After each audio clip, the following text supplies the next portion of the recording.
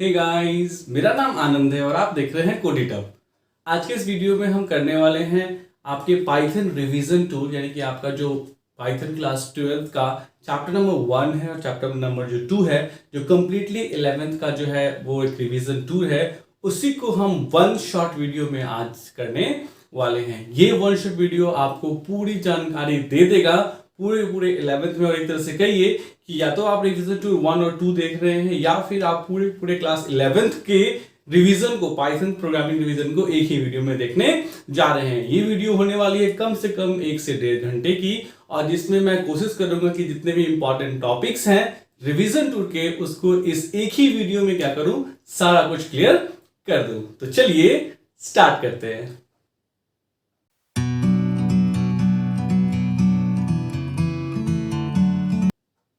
तो revision tool को अगर हम स्टार्ट करें तो सबसे पहले हमें उसमें ये जानना है कि पाइथन क्या है। ठीक है, तो सबसे इंपॉर्टेंट चीज कि पाइथन क्या है, तो ऑब्वियसली बात है ये प्रोग्रामिंग लैंग्वेज है। और प्रोग्रामिंग लैंग्वेज किसे कहते हैं, तो एक ऐसा वे आउट जिसकी मदद से हम क्या कर पाते हैं, प्रोजेक्ट्स या सॉफ्टवेयर क्या कर पाते हैं, बना पाते हैं। और पाइथन जो है वो एक ओपन सोर्स है। ओपन सोर्स सॉफ्टवेयर का मतलब क्या होता है, तो ओपन सोर्स का मतलब ये होता है कि ये जो है वो फ्रीली अवेलेबल है। आप इसके वेबसाइट python.org पे जाके इसको क्या कर सकते हैं, डाउनलोड करके इंस्टॉल कर सकते हैं। ये फ्रीली अवेलेबल है। अभी जो इसका लेटेस्ट वर्जन है एज ऑफ टुडे वो है 3.9.2, और ये हमेशा आपको इंक्रीज होते रहेगा। क्यों? क्योंकि पाइथन जो है वो कंटिन्यूअस इवैल्यूएशन में अभी भी चल रहा है। तो सबसे पहला क्वेश्चन ये आता है कि प्रोग्रामिंग लैंग्वेज क्या होता है। अगर हम पूछे प्रोग्रामिंग क्या होता है, तो प्रोग्रामिंग जो होता है वो देखिए, जैसे कि सिंपल से शब्दों में अगर हम ये कहें कि मुझे अगर रशिया जाना है तो मुझे रशियन सीखना पड़ेगा, क्योंकि मुझे कम्युनिकेट करने के लिए वहां पे रशियन आना चाहिए। तो वैसे ही सिंपली अगर मुझे कंप्यूटर से कोई भी काम करवाना है तो मुझे कंप्यूटर का लैंग्वेज आना चाहिए, और उसके जरिए यानी कंप्यूटर का लैंग्वेज पहले हम सीखेंगे और उसके बाद हम उसके जरिए प्रोग्राम करेंगे, यानी कि हम इंस्ट्रक्शंस देंगे ताकि हम कंप्यूटर से किसी एक्टिविटी को परफॉर्म करवा सकें, और उसे ही हम क्या कहते हैं, प्रोग्रामिंग कहते हैं। यानी कि प्रोग्रामिंग क्या होता है, तो सेट ऑफ इंस्ट्रक्शंस, यानी सेट ऑफ इंस्ट्रक्शंस है to perform a particular task, यानी क्या करने के लिए, किसी एक पर्टिकुलर टास्क को परफॉर्म करने के लिए, to perform a particular task, right. यानी किसी पार्टिकुलर टास्क को अगर आप परफॉर्म करना चाहते हैं तो उसके लिए जो आप यूज करते हैं सब उसको कहते हैं प्रोग्रामिंग, और इसी से बना है प्रोग्रामिंग लैंग्वेज। यानी कंप्यूटर के पास बहुत सारे प्रोग्रामिंग लैंग्वेजेस हैं जिसको यूज करके आप प्रोग्रामिंग कर सकते हैं, जिसमें से हमने जो चुना है वो चुना है किसको, पाइथन को। ठीक है, हमने नहीं चुना है, बेसिकली हमारा सिलेबस है तो हमें मजबूरी में ये पाइथन पढ़ना पड़ेगा। अभी थोड़े दिन पहले तक ये C++ था, जो अब चेंज होकर क्या हो चुका है, पाइथन हो चुका है। अब इसके फंडामेंटल्स को ही पढ़ना होता है हमारे रिवीजन टूल 1 में और रिवीजन टूल 2 में। ठीक है, यानी कि रिवीजन टूल 1 और टूल 2 ये जो है वो एक तरह से कहिए चैप्टर 1 है, और चैप्टर क्या है, 2 है, जिसमें सारे के सारे क्लास 11th के प्रोग्रामिंग के कॉन्सेप्ट जितने भी थे वो सारे क्या किए गए हैं, क्लियर किए गए हैं। जिसमें आपको नॉर्मल सिंपल प्रोग्रामिंग मिलेगा, ठीक है, उसके बाद आपको जो है वो इफ से रिलेटेड प्रोग्रामिंग मिलेंगे, फिर आपको लूपिंग से रिलेटेड प्रोग्रामिंग मिलेंगे, फिर इसी में आपको चल के आगे लिस्ट मिलेगा, इसी में ट्यूपल मिलेगा, इसी में डिक्शनरी मिलेगा, इसी में स्ट्रिंग्स भी मिलेंगे। तो मतलब क्या है कि इतनी सारी चीजें, लगभग ये मैंने सबसे इंपॉर्टेंट चीजें जो है वो बता दी।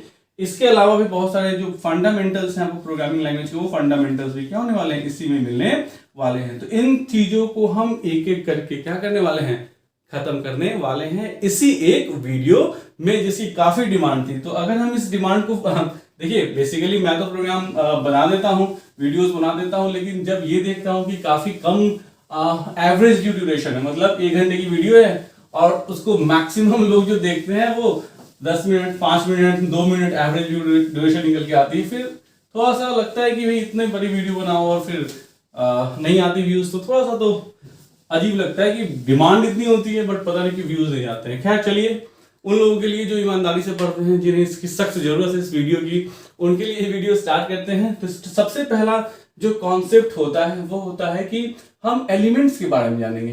कौन से एलिमेंट्स के बारे में, प्रोग्रामिंग एलिमेंट्स, यानी कि प्रोग्रामिंग के क्या क्या एलिमेंट्स होते हैं। तो देखिए, अगर आप प्रोग्रामिंग एलिमेंट्स की बात कीजिए तो प्रोग्रामिंग एलिमेंट्स जो होते हैं उनको हम क्या कहते हैं, टोकन्स कहते हैं, TOKENS। ठीक है, तो टोकन्स एक टर्म है जिसको आपको जानना है कि टोकन्स क्या होता है। तो tokens are smallest individual element, tokens are smallest individual elements, individual elements of a programming language, यानी किसी प्रोग्रामिंग लैंग्वेज का, ऐसा नहीं कि सिर्फ पाइथन की बात किया जाए, ठीक है। Elements of a programming language, यानी किसी प्रोग्रामिंग लैंग्वेज का जो स्मॉलेस्ट इंडिविजुअल एलिमेंट्स होता है उसको जो है हम लोग क्या कहते हैं, we call that as what, tokens, right. अब मतलब क्या हुआ कि जैसे कि अगर हम सपोज कीजिए कि इंग्लिश सीखते हैं, तो इंग्लिश सीखते हैं तो सबसे पहले एबीसीडी सीखते हैं। तो ABCD is the smallest individual element, उससे छोटा कोई इकाई नहीं है।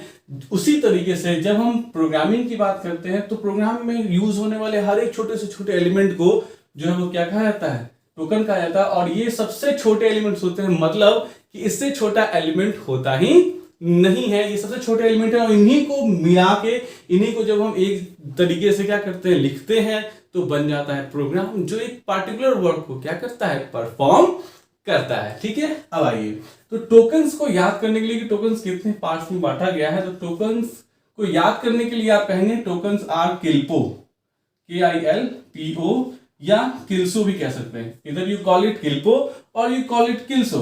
कीवर्ड, की का मतलब क्या होता है, कीवर्ड, ठीक है। यानी कि टोकन्स को इतने सारे पार्ट्स में डिवाइड किया गया है, जो समझाने के लिए मैं कह रहा हूं किल्पो या किल्सो, याद कर लीजिएगा।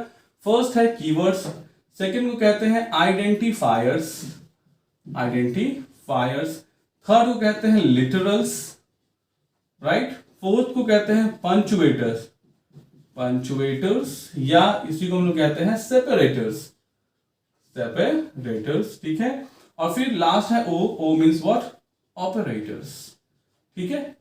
तो मतलब यही वो एलिमेंट्स हैं आपके पाइथन प्रोग्रामिंग के, या नॉट ओनली पाइथन प्रोग्रामिंग, क्योंकि टोकन एक ऐसी चीज है जो सी में भी मिलेगा, C++ में मिलेगा, जावा में भी मिलेगा, हर एक प्रोग्रामिंग लैंग्वेज में आपको मिलेगा। तो इसका मतलब सिंपल सा ये है कि आप स्पेशली अभी क्योंकि पाइथन पढ़ रहे हैं, इसलिए आप इन सारे टर्म्स को पाइथन के कॉन्सेप्ट में क्या करेंगे, याद करेंगे।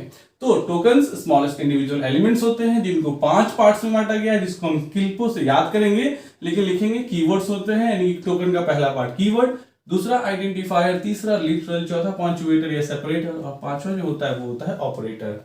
अब क्वेश्चन ये होता है कीवर्ड क्या होता है। देखिए जो कीवर्ड है, एक एक करके सबके बारे में हमें डिटेल्स में पढ़ना है, ठीक है। तो सबसे पहले अगर हम, पहला ये है, ठीक है, कीवर्ड्स, तो कीवर्ड्स के बारे में पढ़ते हैं, फिर आइडेंटिफायर्स के बारे में पढ़ेंगे। तो सबसे पहला, चलिए ये तो आपने नोट कर लिया होगा, तो जो सबसे पहला है हमारा टोकन्स के अंदर, उसको हम कहते हैं कीवर्ड्स।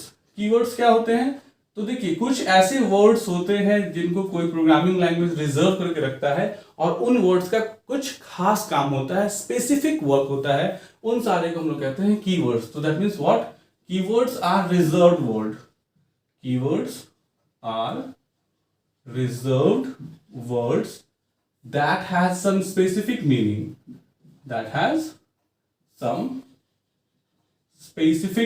यानी कि कीवर्ड्स जो होते हैं वो एक क्या होते हैं, रिजर्व वर्ड होते हैं जिनका कुछ खास मीनिंग होता है, और सिर्फ उन खास मीनिंग्स के लिए ही आप उसका यूज करते हैं, ठीक है। तो कीवर्ड्स जो होते हैं कौन कौन से हैं, जैसे एग्जांपल में कीवर्ड्स में आपको मिलेगा क्या, जैसे सपोज कीजिए इफ एक कीवर्ड मिलेगा आपको। इफ जो है वो किसी कंडीशन को चेक करने के लिए होता है। वाइल जो है वो क्या होता है, तो वाइल जो है वो भी किसी कंडीशन को चेक करने के लिए, लूपिंग लगाने के लिए यूज होता है। ये सब आप आगे पढ़ेंगे।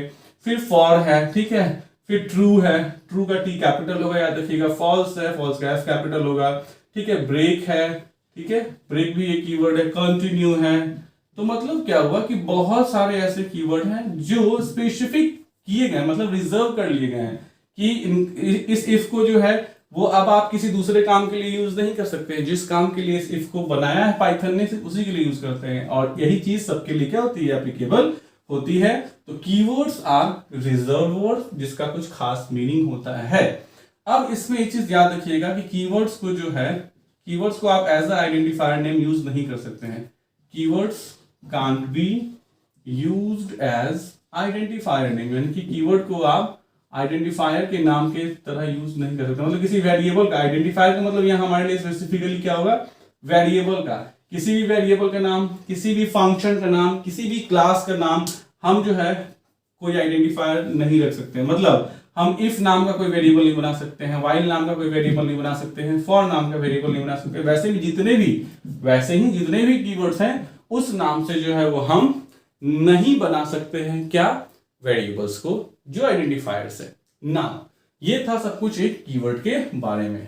दूसरा जो टोकन का पार्ट है वो है हमारा क्या, आइडेंटिफायर्स। कीवर्ड के बाद सेकंड जो आता है आइडेंटिफायर होता है, और आइडेंटिफायर वो सेक्शन है जिस सेक्शन से एक क्वेश्चन जो है वो आपको निश्चित रूप से बोर्ड में होता है, जो ये पता करने के लिए देता है। फर्स्ट क्वेश्चन ही होता है आपका कि पता कीजिए कि इनमें कौन सा वैलिड आइडेंटिफायर है, या पूछेगी कौन सा आइडेंटिफायर इनवैलिड है। तो आइडेंटिफायर क्या होता है, क्वेश्चन ये आता है what is identifier. Okay, so identifier जो होता है वो क्या होता है, तो आइडेंटिफायर इज द नेम, यानी ये नाम है, ठीक है। आइडेंटिफायर इज द नेम, ये नाम है, which is given, जो दिया जाता है, which is given to a variable, यानी जो किसी वेरिएबल को हम नाम देते हैं, या किसी क्या करते हैं हम फंक्शन को जो नाम देते हैं, ठीक है, या किसी क्लास को जो भी नाम देते हैं, यानी कि किसी भी वेरिएबल को जो नाम देते हैं या फंक्शन को जो नाम देते हैं या क्लास को, etc, और बहुत सारी चीजें, यानी हम जो भी नाम मानते हैं अपनी प्रोग्रामिंग के लिए, उन सारे नामों को हम क्या कहते हैं, आइडेंटिफायर्स कहते हैं, ठीक है। जैसे आप कहते हो ना a इक्वल टू 5, इसका मतलब क्या हुआ कि आप a जो है उसको कितने पे सेट कर रहे हो, 5 पे सेट कर रहे हो। तो जब आप a को कह रहे हो 5 है, इसका मतलब आप a नाम से एक आइडेंटिफायर बना रहे हो। है तो ये वेरिएबल, लेकिन ये किस कैटेगरी में फॉल करेगा, आइडेंटिफायर के कैटेगरी में फॉल करेगा। ओके, नाउ वैसे ही अगर आप कहते हो क्या कि b इक्वल टू 10, तो b भी क्या है, आइडेंटिफायर है। आगे चल के आप फंक्शन पढ़ोगे डेफ, और मान लो ऐड फंक्शन, ठीक है। अब इसके अंदर आप जो कुछ भी लिखोगे, तो ऐड का एक नाम है, आपने एक फंक्शन को एक नाम दिया जो ऐड है, तो इन सारे नामों को ही हम आइडेंटिफायर्स कहते हैं। अब आइडेंटिफायर्स को बनाने के कुछ रूल्स होते हैं, और इसी रूल्स पे बोर्ड में आपको जो 1 नंबर का क्वेश्चन आता है वो आपको पता करना होगा। इसी के बेस पे, मतलब इसी रूल्स के बेस पे हम उस क्वेश्चन को सॉल्व करेंगे। मतलब ये कहता है कि आइडेंटिफायर जो है आप जो चाहो वो अपनी मर्जी से नहीं बना सकते, आपको क्या करना होगा, कुछ रूल्स को फॉलो करना होगा। सबसे पहला रूल, ठीक है, अभी थोड़ा सा पहले हमने पढ़ा क्या, कि keywords can not be used as identifiers. Keywords can't be used as identifiers, मतलब कीवर्ड को आप आइडेंटिफायर्स के रूप में यूज नहीं कर सकते हैं। अगर आप करते हैं तो वो गलत है। मतलब अगर आप कहते हैं क्या कि इफ इक्वल टू 10, मतलब आप इस नाम का वेरिएबल बना रहे हैं जो 10 से इनिशियलाइज कर रहे हैं, तो वो गलत है, बिल्कुल गलत है। आप कहते हैं फॉर इक्वल टू 20, गलत है, क्योंकि फॉर क्या है, एक आइडेंटिफायर, एक जो है वो क्या है, कीवर्ड है। तो फर्स्ट रूल क्या है कि कीवर्ड्स को जो है वो आप आइडेंटिफायर के रूप में यूज नहीं कर सकते हैं, that is the first rule. Second rule क्या होता है, सेकेंड रूल क्या है कि space is not allowed between variable name. Space is not allowed, यानी कि स्पेस जो है वो अलाउड नहीं है। मतलब जैसे मान लीजिए कि आप कहते हैं नंबर ऑफ डेज नाम का वेरिएबल बनाने के लिए, number of days equal to 10, तो ये हो जाएगा एरर। क्यों, स्पेस है, देखिए नंबर के बाद स्पेस है, ऑफ के बाद स्पेस है, आप सबको एक साथ लिख दीजिए नंबर ऑफ डेज, तो सही हो जाएगा, ठीक है। या फिर आपको एक ही सिंबल अलाउड होता है, ये जो है अंडरस्कोर, ये अंडरस्कोर भी आप क्या कर सकते हैं, डाल सकते हैं, तो भी ये सही हो जाएगा। एक ही सिंबल अलाउड होता है। वही हमारा तीसरा रूल है कि नो सिंबल्स आर अलाउड, यानी कोई सिंबल अलाउड नहीं है। सिंबल्स आर अलाउड एक्सेप्ट, छोड़ के, अंडरस्कोर, यानी कि अंडरस्कोर को छोड़ के आपको कोई जो है वो जो सिंबल अलाउड नहीं होता है। इसके अलावा अगर कोई भी सिंबल अगर अलाउ आता है, मान लीजिए आप कहते हैं क्या, सपोज कीजिए मैं यहाँ पे इसको डिलीट करता हूँ ताकि नीचे हो सकता है कि नहीं आए कैमरे में, तो यहाँ पे मान लीजिए कि कहते हैं क्या कि number dollar of dollar days equal to 20, तो ये हो जाएगा रॉन्ग। क्यों, क्योंकि यहाँ डॉलर आपने लगा रखा है और ये अलाउड नहीं होता है, which is our third rule कि no symbols are allowed except underscore. और चौथा जो रूल है वो रूल क्या कहता है कि आपका जो वेरिएबल का नेम है, यानी जो आइडेंटिफायर का नेम है, must start with an alphabet और अंडरस्कोर। यानी कि क्या हुआ, देखो हुआ ये कि आपका जो नाम है आपके आइडेंटिफायर का नाम, वो नाम जो है वो या तो किसी अल्फाबेट से स्टार्ट होना चाहिए या तो अंडरस्कोर से क्या होना चाहिए, स्टार्ट होना चाहिए। मतलब आप ये लिख सकते हो a=5, सही है, परफेक्ट।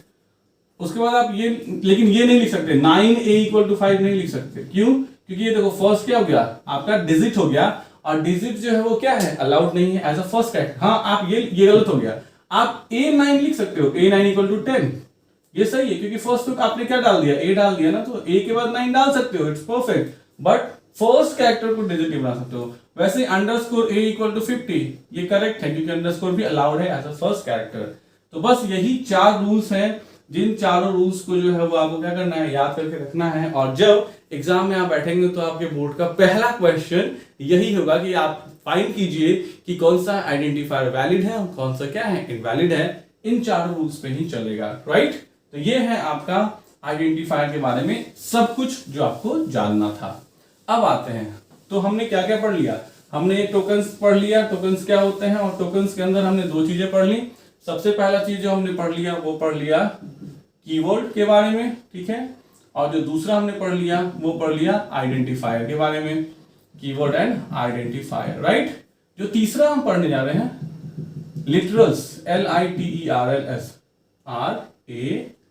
RALS, लिटरल्स, या इसी को हम लोग क्या कहते हैं, कॉन्स्टेंट्स कहते हैं। तो लिटरल और कॉन्स्टेंट्स का मतलब होता है फिक्स वैल्यू, यानी कि जिस भी चीज को, जिस भी वैल्यू को आप फिक्स कर देंगे। मतलब अगर आपने मान लीजिए कि जैसे पाई की वैल्यू होती है 3.14, आपकी वो वैल्यू परमानेंट होती है। तो सपोज कीजिए आपको एक ऐसा वेरिएबल बनाना चाहते हैं जो वेरिएबल जो है उसका जो है वैल्यू हमेशा फिक्स हो, एक बार जब उसमें हम जो वैल्यू डाल दें वो कभी क्या हो, चेंज ही नहीं हो पाए, तो उसके लिए जो हम यूज करेंगे उसको कहेंगे क्या, लिटरल्स या कॉन्स्टेंट्स। तो लिटरल या कॉन्स्टेंट्स का डेफिनेशन क्या होगा कि दीज आर फिक्स्ड वैल्यूज, ये क्या होते हैं, फिक्स्ड वैल्यूज होते हैं, fixed values that never changes, जो कभी चेंज नहीं करते हैं, that never changes its value during the execution of the program, value during the execution of the program, यानी प्रोग्राम जब एग्जीक्यूट कर रहा हो उस समय आप इसके वैल्यू को चेंज नहीं कर सकते हैं। एक बार जो वैल्यू दे दी वो फिक्स है। लिटरल से ज्यादा क्वेश्चंस एग्जाम में नहीं आते हैं, लेकिन बस डेफिनेशन याद रखिए, ठीक है। अब आते हैं फोर्थ, तो हमने पढ़ लिया कीवर्ड, हमने पढ़ लिया आइडेंटिफायर्स, फिर पढ़ लिया हमने लिटरल्स। अब क्या होता है पंचुएटर्स या सेपरेटर्स, जो फोर्थ है हमारा, fourth one, that is called what, punctuators या सेपरेटर्स, पंचुएटर्स या सेपरेटर्स, राइट। ये क्या होते हैं, देखिए नाम ही है पंचुएटर्स या सेपरेटर्स, जो सेपरेट करते हैं, those who separates one element from another element.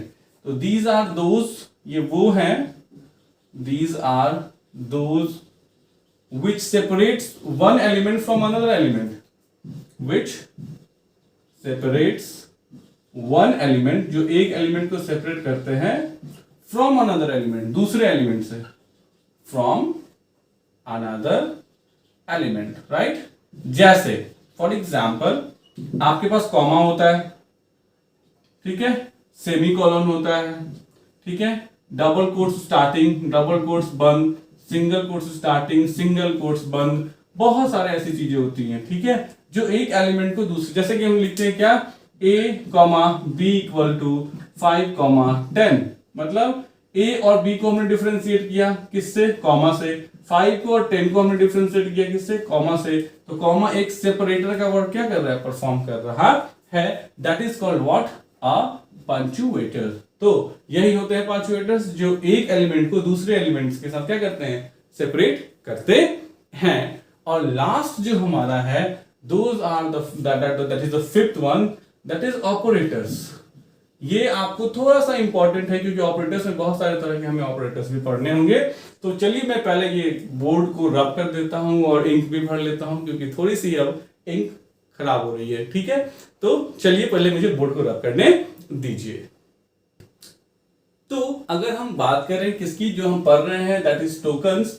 तो टोकन्स की सीरीज में हमने टोकन्स क्या होते हैं जान लिया, फिर हमने ये जान लिया इसको 5 पार्ट्स में बांटे गए हैं। First one is called keyword, ठीक है, second is called keyword I for identifier, ठीक है, second is one identifier, third is what literals, constants, ठीक है, या कॉन्स्टेंट्स भी कहते हैं, fourth one is called what punctuators या सेपरेटर्स, और अब जो हम पढ़ने वाले हैं that is our fifth, that is called what fifth one is what operators. Operators वो होते हैं जो किसी खास तरह के ऑपरेशन को परफॉर्म करते हैं, यानी कि ऑपरेटर्स आर दोज, ऑपरेटर्स वो होते हैं which performs some operation, which performs some operation, यानी जो किसी खास तरह के ऑपरेशन को क्या करते हैं, परफॉर्म करते हैं, उसे हम क्या कहते हैं, ऑपरेटर्स कहते हैं। जैसे प्लस क्या करेगा, आपको दो नंबर को प्लस करेगा, माइनस क्या करेगा, दो नंबर्स को माइनस करेगा, तो that is called what the operators. Now operators जो होता है वो बहुत पार्ट्स में बांटा गया है। Operators are categorised into, operators are categorised, यानी इनको बांटा गया, कैटेगरी दी गई है, categorised into what, how many parts, many parts. First जो है सबसे पहला that is called arithmetic operator. What is arithmetic operator, mathematical work को परफॉर्म करता है, जो जैसे plus, minus, multiplied by divide, ये आपको पता है, और मॉडुलस जो रिमाइंडर देता है, ठीक है। पाइथन के पास एक ऑपरेटर है that is called floor division, double slash, इसको हम लोग क्या कहते हैं, फ्लोर डिवीजन। फ्लोर डिवीजन का मतलब क्या होता है कि ये जो है वो क्या करेगा, डिवाइड करेगा, और डिवाइड करने के बाद जो डेसिमल पॉइंट है उसको हटा देगा। जैसे मान लीजिए ए में 5 है और बी में जो है वो क्या है, 2 है, अगर आप लिखते हैं a बाई बी तो ये वैल्यू देगा 2.5, जबकि आप लिखते हैं a डबल स्लैश बी तो ये आपको वैल्यू देगा 2 पॉइंट को हटा देगा। एक और इसमें स्पेशल ऑपरेटर होता है that is called double star, ठीक है। जैसे हम कहते हैं क्या, मान लीजिए a में 5 है और b में है 2, हम कहते हैं क्या कि c equal to a multiplied by b, that means इसका मतलब हुआ a to the power b। इसका मतलब क्या हुआ, अगर a जो है वो 5 है और b 2 है, इसका मतलब मुझे 5 का पावर 2 देगा ये, यानी कि 25 दे देगा। तो ये दो ऑपरेटर्स स्पेशल है, फ्लोर डिवीजन और डबल स्टार। बाकी बिल्कुल अरिथमेटिक ऑपरेटर मतलब मैथमेटिकल कैलकुलेशन को परफॉर्म करना, और यही होता है आपको अरिथमेटिक ऑपरेटर। दूसरा जो होता है वो होता है रिलेशनल ऑपरेटर। रिलेशनल ऑपरेटर क्या होता है, तो रिलेशनल ऑपरेटर वो ऑपरेटर्स होते हैं, रिलेशनल ऑपरेटर्स जो है वो है जो दो वैल्यूज के बीच में कंपेयर करते हैं, कंपैरिजन के लिए यूज होते हैं, ठीक है। जैसे greater than, less than, greater than equal to, less than equal to, not equal to, ये सारी जो चीजें हैं वो सारे क्या होती हैं, ऑपरेटर्स, जो रिलेशनल ऑपरेटर्स होती हैं। और याद रखिएगा ये जो आपको आंसर देते हैं या तो ट्रू देते हैं या तो फॉल्स देते हैं, इसके अलावा कोई आपको ये जवाब नहीं देंगे। जैसे ए में आप डालते हैं 5 और बी में डालते हैं 2 और लिखते हैं ए इज ग्रेटर देन बी, तो ये क्या जवाब देगा, ये देगा ट्रू, क्योंकि हाँ ए की वैल्यू जो है बी से बड़ी है। वैसे कहते हैं कि a is less then b, तो ये क्या जवाब देगा, फॉल्स, यानी कि नहीं ऐसा कुछ नहीं है, a की वैल्यू b से छोटी नहीं है, यानी कि 5 जो है वो 2 से छोटा नहीं है, याद रखिएगा। तो ये होते हैं रिलेशनल ऑपरेटर्स। अब आइए तीसरा ऑपरेटर क्या होता है, what is the third operator. तीसरे को कहते हैं क्या, दैट इज सी, हम यहाँ पे that is C is what, assignment operator. Assignment operator बड़ा आसान सा ऑपरेटर है, ठीक है, वो that is single equal to, ठीक है। Assignment operator single equal to, जैसे आप लिखते हैं क्या, a इक्वल टू 5, राइट, तो मतलब 5 को आपने असाइन किया किसमें, a में, तो that is called assignment operator. अब इसी असाइनमेंट ऑपरेटर में एक होता है प्लस इक्वल टू, एक होता है माइनस इक्वल टू, एक ये भी हो सकता है मल्टीप्लाइड बाई इक्वल टू, ठीक है, एक हो सकता है डिवाइड इक्वल टू। तो इनको हम लोग शॉर्ट हैंड असाइनमेंट ऑपरेटर्स कहते हैं, ठीक है।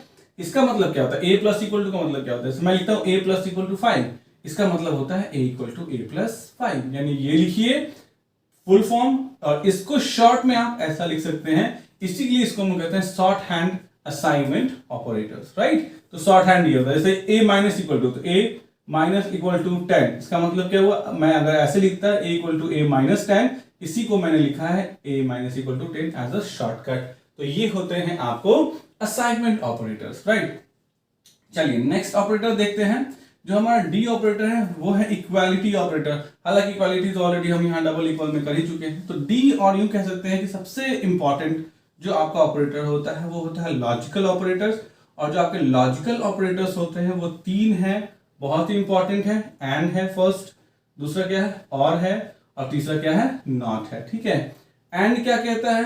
एंड कहता है कि देखिए लॉजिकल ऑपरेटर्स का यूज इसलिए होता है, बहुत ही इंपॉर्टेंट ऑपरेटर है, तो चलिए मैं इसको एक बार शुरू से ही बताऊं क्योंकि इस पे आपका बेस क्लियर होना चाहिए। तो जो क्या कहते हैं लॉजिकल ऑपरेटर्स होता है वो ये कहता है कि हम जब आपको दो या दो से अधिक कंडीशंस को एक साथ कंबाइन करना हो, लॉजिकल ऑपरेटर क्या कहता है, जो हमारा जो भी था लॉजिकल ऑपरेटर जो है वो ये कहता है कि जब दो या दो से अधिक कंडीशंस को एक साथ आपको क्या करना हो, कंबाइन करना हो, तो जिसका आप यूज करते हैं वो कहलाता है कौन सा operator? Logical operator. Logical operator तीन होते हैं, first one is and, second is or, and third is what? Not. And क्या कहता है?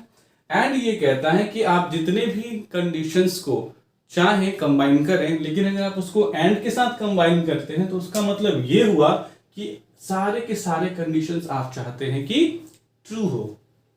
सेकंड मतलब ये क्या कहता है? All conditions must be true, all conditions must be true, यानी कि सारे के सारे कंडीशंस क्या होने चाहिए? ट्रू होने चाहिए, तभी आपको आंसर देगा ट्रू, वरना दे देगा फॉल्स, कोई एक भी गलत हुआ। और क्या कहता है? एनी वन कंडीशन, यानी कोई एक कंडीशन ट्रू होना चाहिए। मतलब 1000 कंडीशन है, जैसे यहां पे इस केस में देखिए अगर एंड में 1000 कंडीशन है, इसमें 999 सही है और एक गलत है, तो भी ये देगा फॉल्स। क्यों? यहां लिखता है all conditions must be true. यहां पे क्या कहता है? एनी वन कंडीशन, यानी और में क्या होता है बहुत सारे कंडीशन है, हजारों है, कोई एक भी अगर ट्रू हो गया ना तो ये क्या आंसर दे देगा? ट्रू देगा। और नॉट क्या करता है? ये रिवर्स कर देता है, जस्ट रिवर्स करता है, रिवर्सेस द इनपुट, यानी जो भी आप इसको इनपुट देंगे उसको रिवर्स कर देगा। मतलब अगर आप इसको ट्रू देंगे तो ये क्या दे देगा? फॉल्स कर देगा उसको। अगर आप इसको फॉल्स देंगे तो ये क्या कर देगा? उसको ट्रू कर देगा। अब इसका बहुत सारा एग्जाम्पल है, जैसे मान लीजिए अगर मैं ये कहूं एंड का एग्जाम्पल, तो 3 नंबर में अगर मुझे सबसे बड़ा नंबर निकालना है, सपोज कीजिए we have A B and C, और हमें इन तीनों में सबसे बड़ा निकालना है, तो ए बड़ा होगा बी से कब? मतलब ए सबसे बड़ा कब होगा? जब वो बी से भी बड़ा होगा, जब वो सी से भी बड़ा होगा। तो मतलब ए जो है वो बी से भी बड़ा होना चाहिए, पहला कंडीशन, और ए जो है वो सी से भी बड़ा होना चाहिए, और ये दोनों के दोनों सही होने चाहिए, इसीलिए यहाँ पे क्या होगा? एंड होगा। ये आपको याद रखना है। इन दोनों में से कोई एक सही होना चाहिए था, अगर मान लीजिए ऐसा कोई कंडीशन था, तो यहाँ क्या लिखते? और लिखते। ये है आपका लॉजिकल ऑपरेटर एंड और नॉट, राइट? तो ये था आपका कौन सा सेक्शन? ऑपरेटर्स का सेक्शन, जिसमें हमने ये पढ़ लिया कि ऑपरेटर्स क्या होते हैं और कितने कितने तरह के होते हैं। तो बेसिकली और भी बहुत सारे टाइप्स होते हैं ऑपरेटर्स के, लेकिन ये जो इंपॉर्टेंट वन थे मैंने आपको बता दिया। तो इतना ही बहुत है आपके लिए। पंचुइटर्स के बाद हमने पांचवा जो पढ़ लिया, तो हमने पढ़ लिया टोकन्स को पूरी तरह से। अब आता है कि टोकन्स को पढ़ने के बाद क्या पढ़ना है। तो हमने ये जान लिया कि छोटे छोटे एलिमेंट्स कौन कौन से होते हैं प्रोग्रामिंग में, पाइथन के प्रोग्रामिंग में, और इनको हम कितने पार्ट्स में बांटते हैं और कौन कौन से पार्ट्स का क्या क्या काम होता है, उसके अंदर क्या क्या चीजें फॉल होती हैं। अब आता है कि अगर थोड़ी सी और चीजें जो बेसिक चीजें हैं वो अगर हम पढ़ें, ठीक है, तो बेसिक चीजों में सबसे पहले हम ये पढ़ सकते हैं मल्टीपल असाइनमेंट को सपोर्ट करता है। छोटी छोटी चीजें हैं ये सारी चीजें। देखिए एक मल्टीपल असाइनमेंट को हमारा क्या करता है? पाइथन जो है सपोर्ट करता है, ठीक है। मतलब अगर आप चाहें तो ऐसे लिख सकते हैं a, b, c equal to 5, 10, 15। इसका मतलब क्या हुआ? a में 5 चला जाएगा, b में 10 चला जाएगा, c में 15 चला जाएगा। दूसरा क्या होता है कि स्वैपिंग भी अगर आप चाहें तो बड़े आसानी से कर सकते हैं, इसी की वजह से। कैसे? आप लिख दीजिए a, b equal to b, a। मतलब a में किसकी वैल्यू चली जाए? b की, और b में किसकी वैल्यू चली जाए? a की। तो ये स्वैपिंग के लिए ये लॉजिक क्या होता है? यूज किया जाता है, ठीक है। आप जो है ये हैश साइन का यूज करेंगे कमेंट देने के लिए। कमेंट क्या होता है? तो कमेंट वो चीजें होती हैं जो एग्जीक्यूट नहीं होती है। कमेंट्स को ये हैश देने के बाद वो पूरी लाइन क्या हो जाएगी? कमेंट हो जाएगी। इसका मतलब ये हुआ कि अब उसके बाद की कोई भी चीज एग्जीक्यूशन में नहीं ली जाएगी, कंपाइलर उसको कंपाइल नहीं करेगा, ठीक है। उसके बाद आइए, एक चीज ये भी है, एक टर्म ये होता है स्टैटिक टाइपिंग और एक होता है डायनामिक टाइपिंग, ठीक है। ये दोनों चीजें क्या होती हैं ये जान लीजिए, क्योंकि हमारा पाइथन जो है वो डायनामिक टाइपिंग को क्या करता है? सपोर्ट करता है। डायनामिक टाइपिंग क्या होता है? तो डायनामिक टाइपिंग का मतलब ये होता है कि आपको जो है आप डायरेक्ट वेरिएबल को यूज कर सकते हैं, आपको उसको डिक्लेयर करने की जरूरत नहीं पड़ेगी। जैसे अगर आप C++ या जावा की बात करें, उस केस में आपको वेरिएबल पहले बनाना पड़ता है, जैसे इंटीजर टाइप का ए, और तब ए इक्वल टू आपको क्या डालना पड़ेगा, 10 डालना पड़ेगा, और उनमें सेमीकोलन होता है, ठीक है। लेकिन आपका डायनामिक टाइपिंग जो पाइथन सपोर्ट करता है वो क्या कहता है कि नहीं, ये आपको बताने की जरूरत नहीं है, आप जो है वो डायरेक्ट ए इक्वल टू 10 कर लो, ठीक है। और यहाँ तो खैर यहाँ पे सेमीकोलन नहीं होता है, ओके। तो ए में ऑटोमेटिक एक ए नाम का वेरिएबल जाएगा, और इसका जो टाइप है ना वो ऑटोमेटिक इसको जो आप वैल्यू दे रहे हैं उससे उसको डिफाइन कर देगा। यानी क्योंकि ये 10 जो है वो इंटीजर टाइप का है, इसीलिए जो है ए क्या हो जाएगा, वो भी इंटीजर टाइप का हो जाएगा, इसमें 10 चला जाएगा।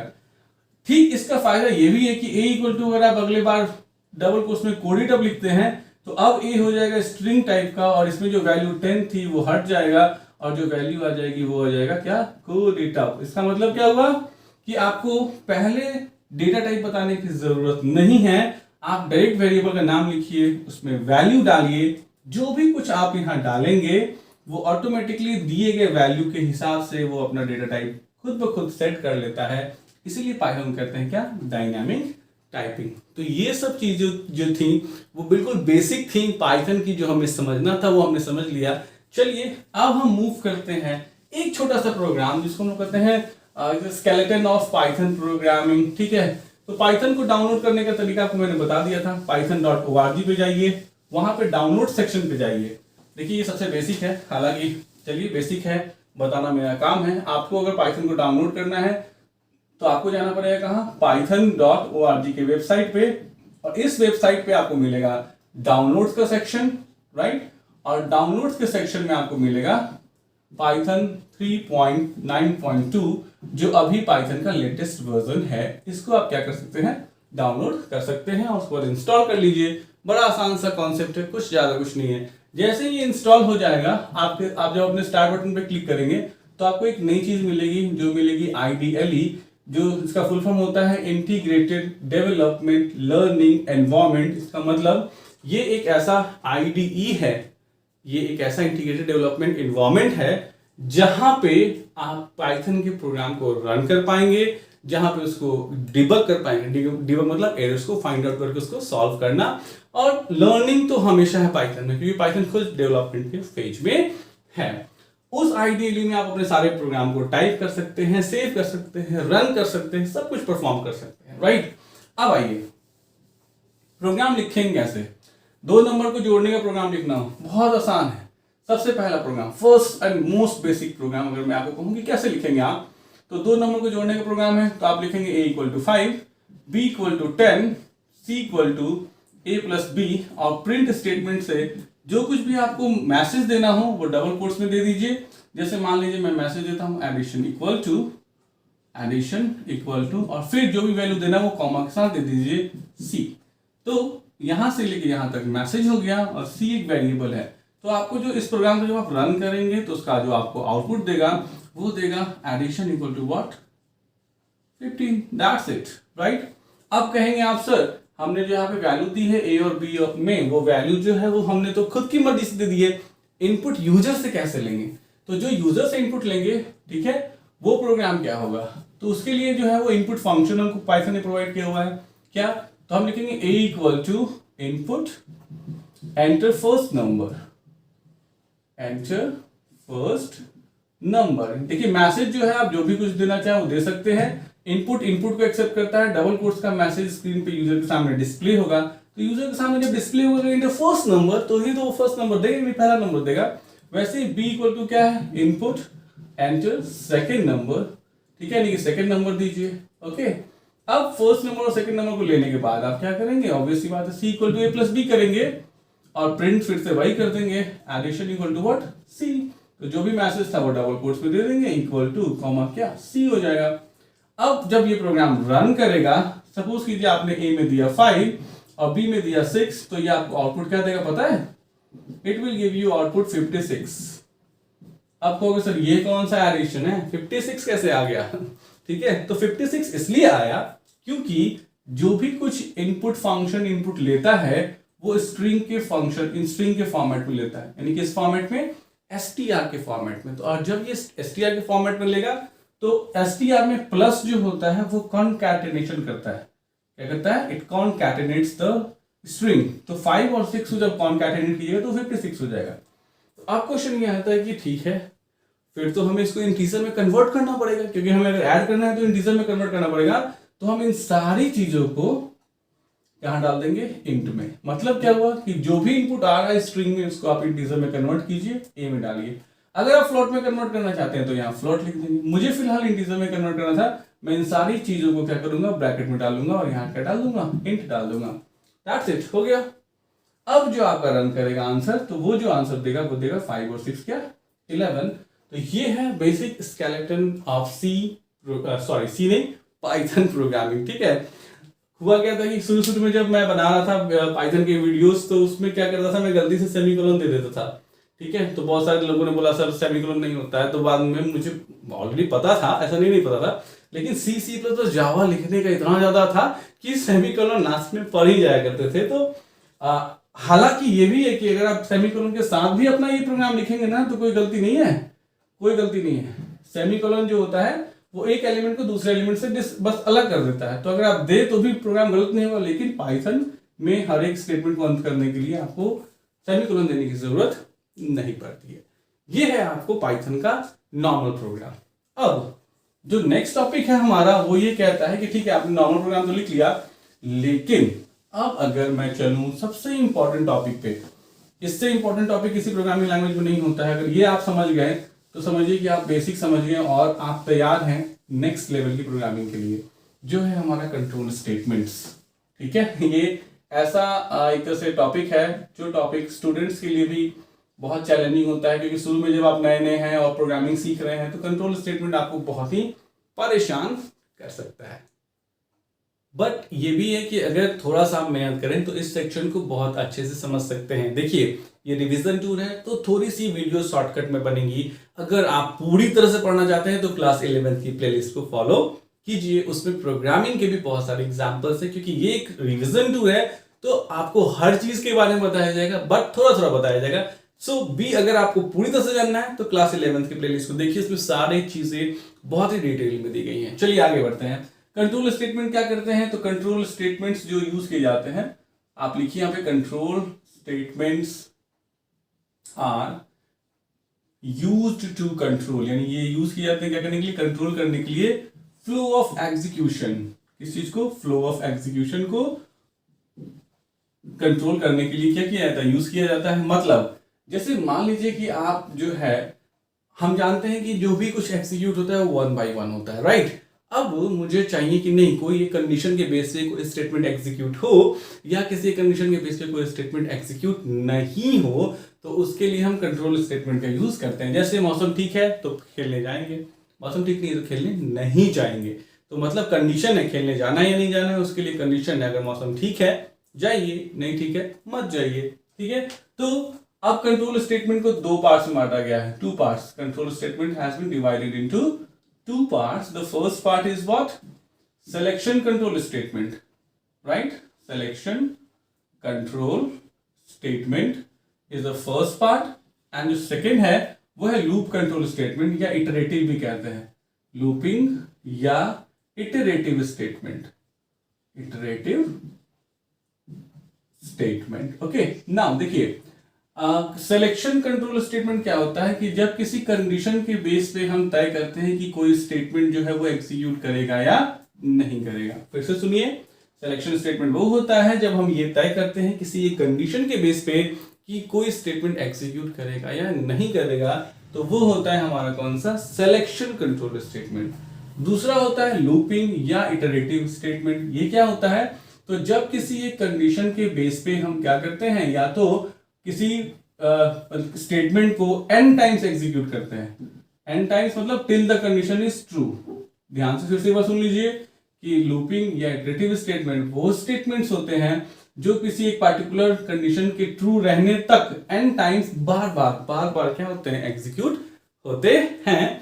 और एक तरह से एक जंप स्टेटमेंट भी होता है, लेकिन मैं इसको इसके पार्ट नहीं मानता। जंप स्टेटमेंट भी है, आपको एक जंप स्टेटमेंट भी मिलेगा। जो हमारा आपको पढ़ना है वो है एक ब्रेक और एक है कंटिन्यू। इसको भी हम क्या करेंगे, पढ़ेंगे। ठीक है, ब्रेक या कंटिन्यू। ठीक है, ये हम पढ़ेंगे।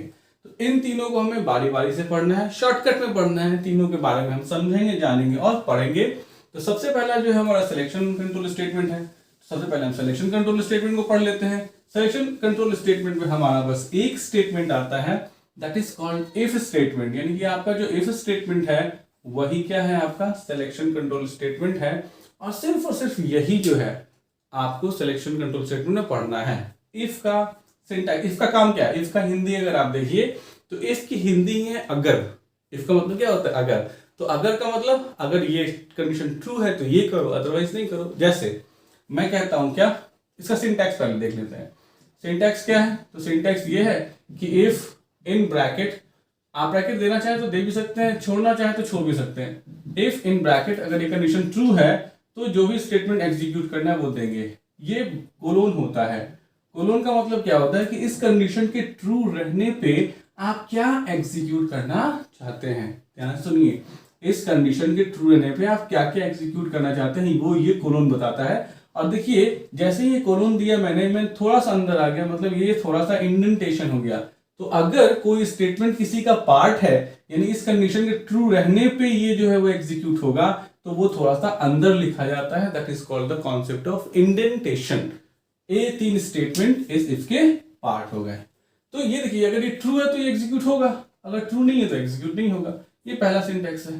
दूसरा सिंटेक्स ये है कि मान लीजिए आप चाहते हैं कि ट्रू हो तो कुछ स्टेटमेंट जो है वो अलग स्टेटमेंट है वो एग्जीक्यूट हो। जैसे इफ कंडीशन अगर ये ट्रू है तो ये तीन स्टेटमेंट एग्जीक्यूट हो।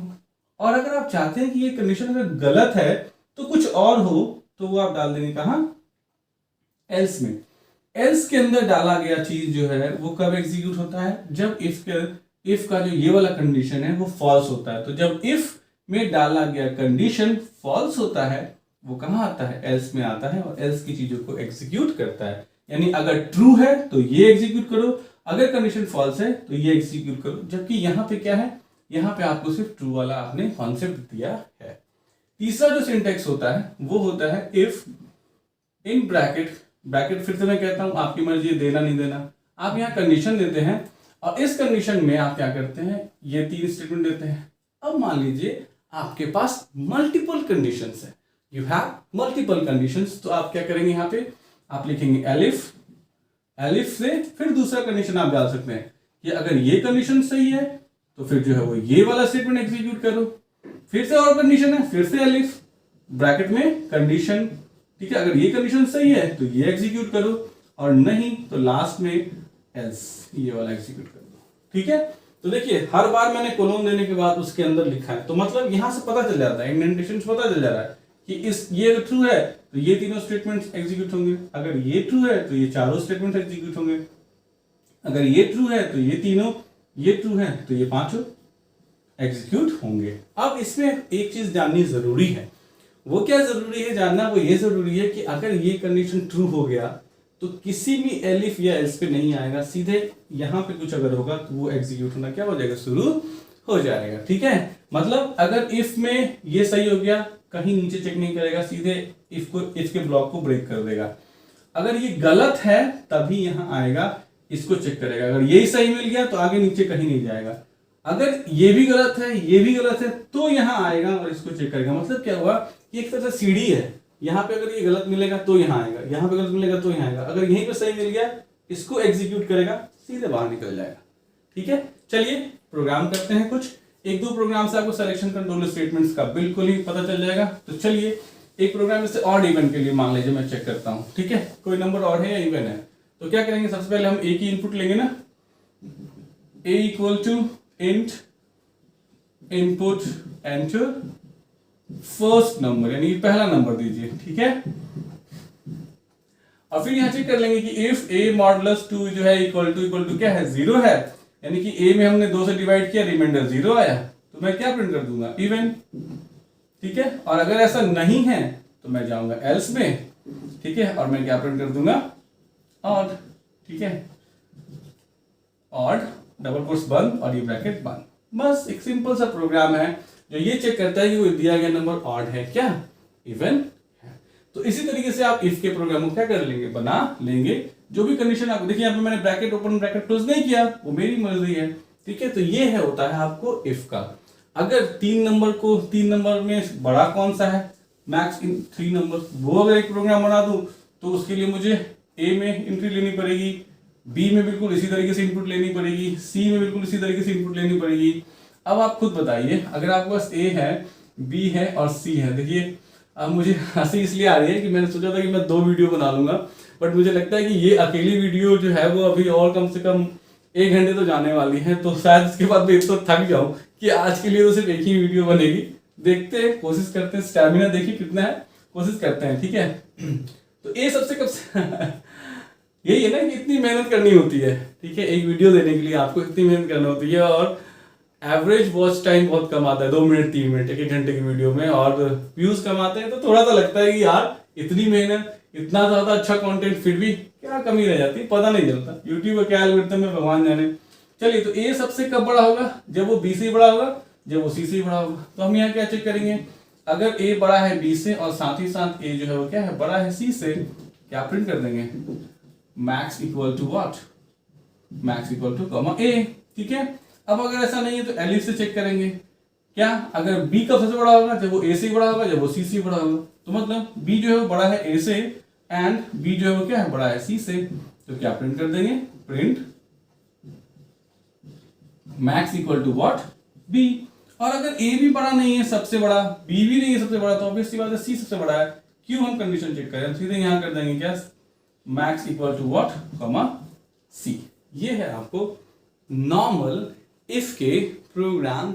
बहुत सारे प्रोग्राम्स मैंने ऑलरेडी क्लास 11 की प्लेलिस्ट में रखे हुए हैं, अगर आपको बहुत सारे प्रोग्राम्स की प्रैक्टिस करनी है आप वहां से आगे कर सकते हैं। तो हमारा खत्म हुआ सिलेक्शन स्टेटमेंट।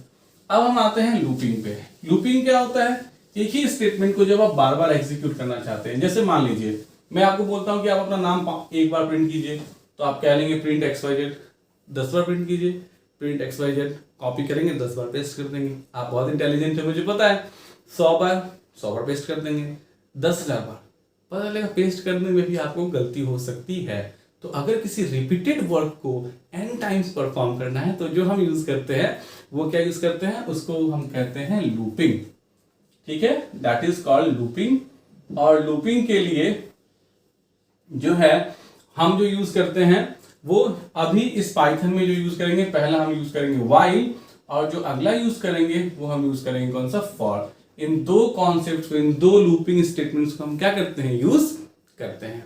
अब याद रखिएगा, जब भी दुनिया में किसी भी प्रोग्रामिंग लैंग्वेज में जाइएगा, आपको लूपिंग के लिए 3 चीजें हमेशा चाहिए होती हैं, राइट।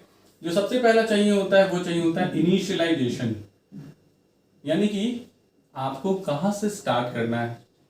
दूसरा कंडीशन, यानी कि कहां तक जाना है। और तीसरा होता है इंक्रीमेंट, यानी कि बढ़ना होता है, या डिक्रीमेंट, या तो क्या होता है, घटना होता है। तो इनिशियलाइजेशन मतलब स्टार्टिंग वैल्यू, कंडीशन मतलब कब तक चलना है, इंक्रीमेंट मतलब बढ़ना या घटना।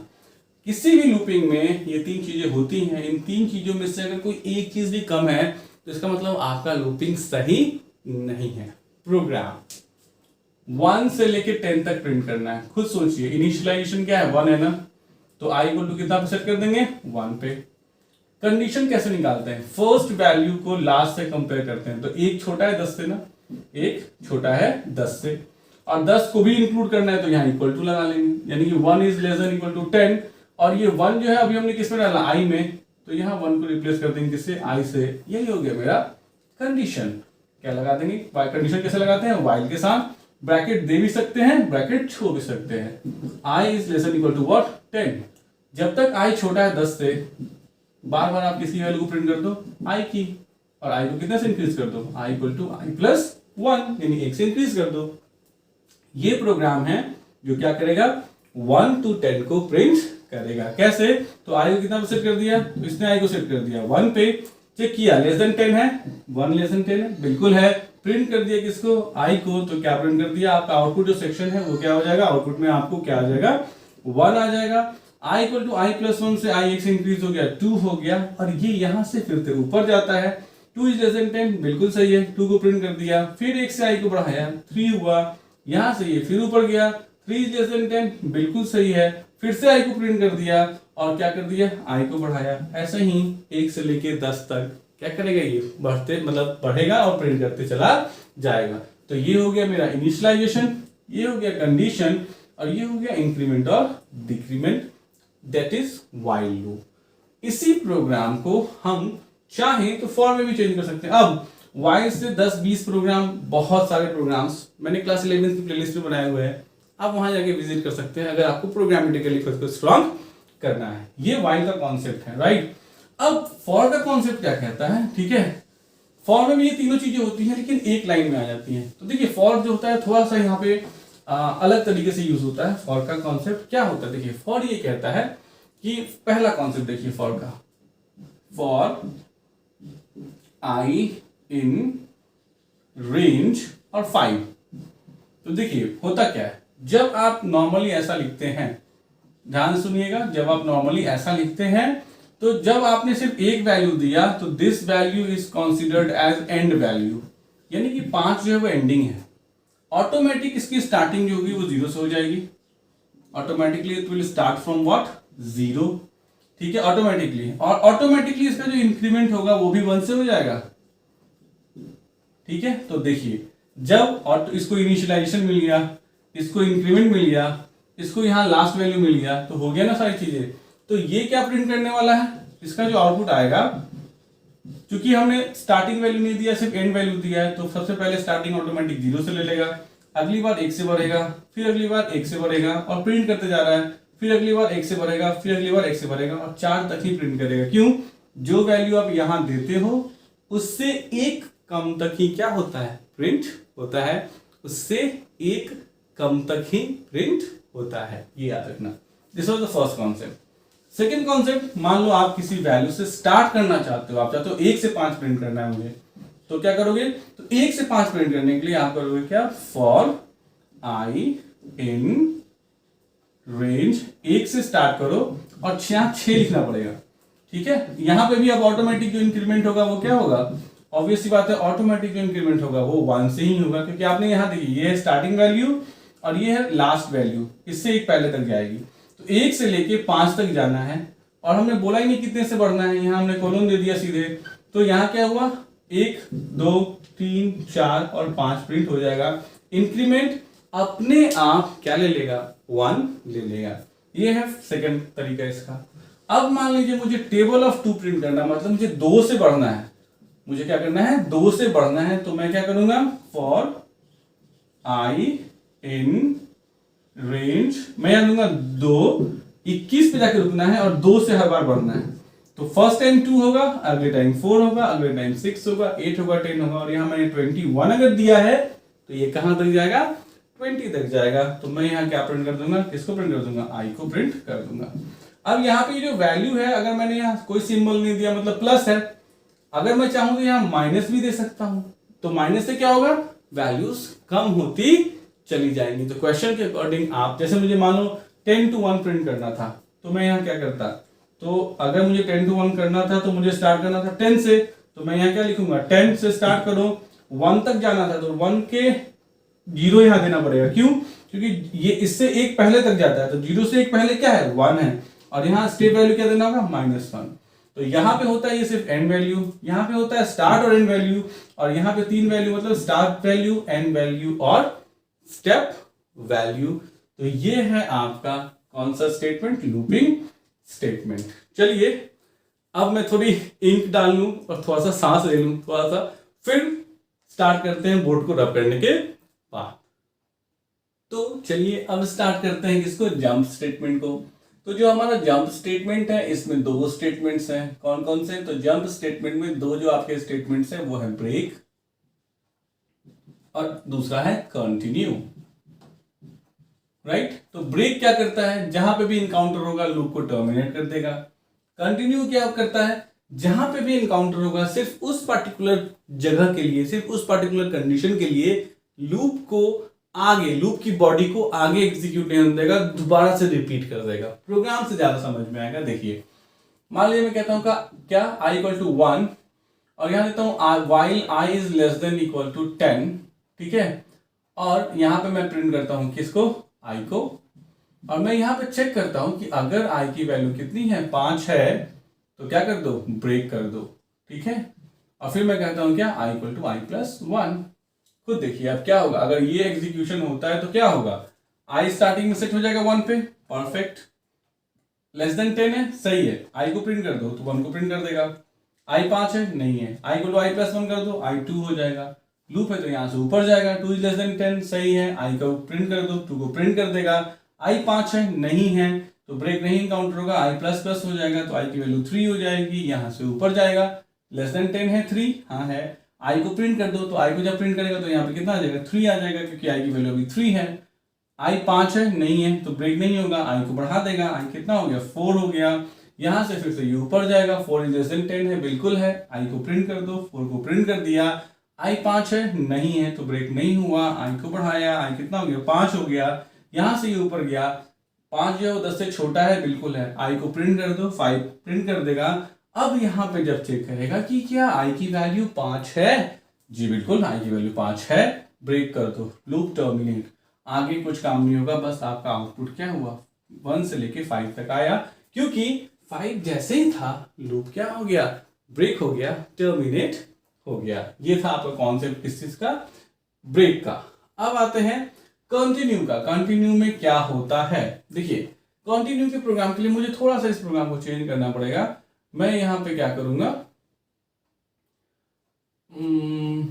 थोड़ा सा मुझे यहाँ पे चेंज करना होगा कि आई लेस देन 10 सेम रहने देता हूँ, आई को प्रिंट कराता हूँ, नहीं, मुझे यहाँ क्या करना होगा, थोड़ा सा चेंज करना पड़ेगा।